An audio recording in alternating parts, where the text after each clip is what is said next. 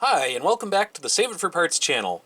This is just a quick video of some behind-the-scenes projects and the making of some projects and just random video that doesn't really go anywhere else. Hope you enjoy it.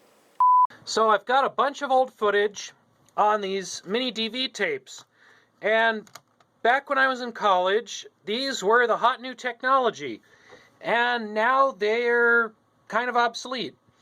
So fortunately, I picked up this also obsolete gigantic camcorder, which takes mini DV tapes despite it being like a shoulder-mounted rocket launcher size.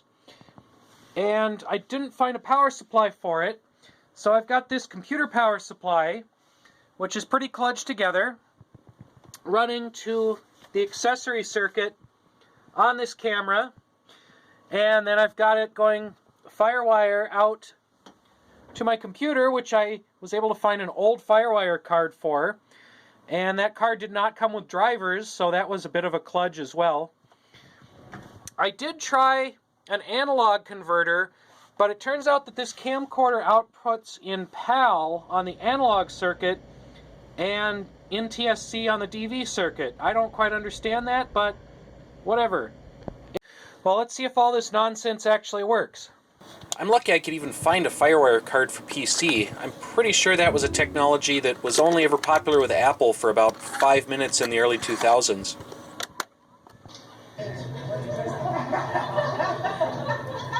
I also have some Hi8 tapes, so I had to borrow this camcorder and kludge some other stuff together to get that video off. As usual, the cats are being very helpful with this entire process, or mostly with the carrying cases for these cameras. Alright, so I was able to get most of that old footage off, and I still need to sort that and do something with it, so that'll be for a future video or two. There's been a lot of really cool auctions lately as small for-profit colleges like ITT go under, so you can get all kinds of wacky medical stuff. I don't really know what I'm going to do with these things, but they were cheap and they look cool, and I'll either hoard them until Halloween or maybe make some kind of a crazy future video with them.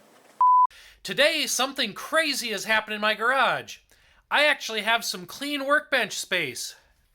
There's so much empty space here, I'm gonna have to do something about it and build something stupid. Now, of course, the rest of my garage still looks like this. It still looks like the inside of a dumpster in here. Here's another quick behind-the-scenes look at how I filmed some of these things. I usually use my cell phone for most of the filming, since it's got a pretty decent camera on it. And I'm using this old broken dashboard phone mount to attach to a tripod.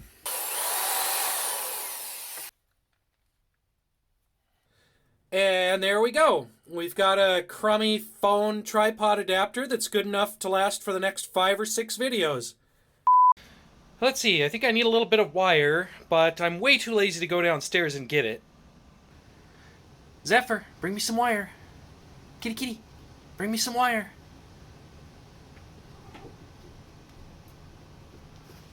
Good boy. Are you so helpful? The cats are always really super helpful when I'm doing these videos, especially if I need any boxes investigated or small items relocated from the desk onto the floor. Here's another quick behind-the-scenes moment. I have a second-hand GoPro that a friend generously gave to me, and it has locked up, as older GoPros are apparently prone to do.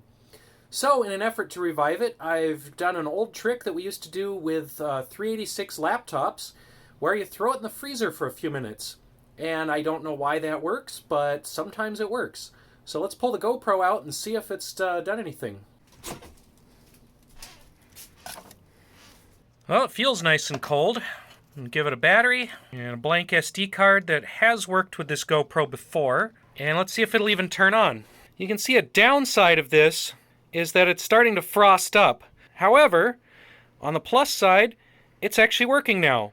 It appears that putting your GoPro in the freezer will, ironically, unfreeze it. Alright, and go for behind-the-scenes drone.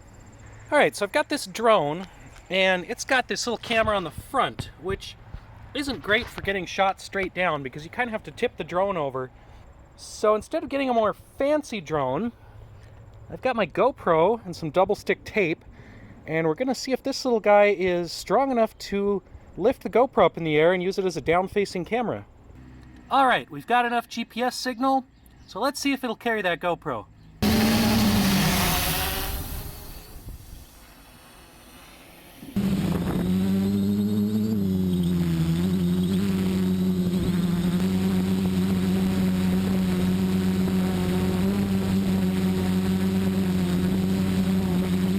Alright, so it doesn't really want to carry that GoPro. It keeps trying to sink slowly, so I have to correct back up. But it does actually carry it a little bit. Here's another behind-the-scenes look. We have the GoPro train.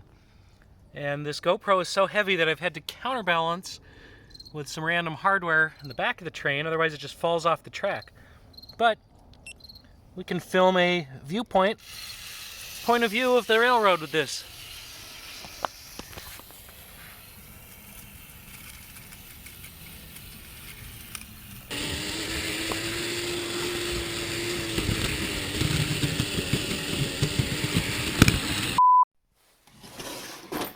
Now, I have a drawer with some nice new drill bit sets that haven't even been opened.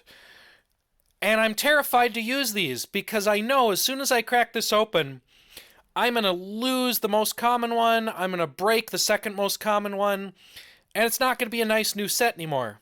So, we're going to ignore the good drawer, and we're going to move to the crappy drill bit drawer. Alright, that's all I've got for the behind the scenes video for now. I'm sure I will come up with more kind of useless videos and throw them into another one in the future. But until then, thanks for watching. We'll see you next time.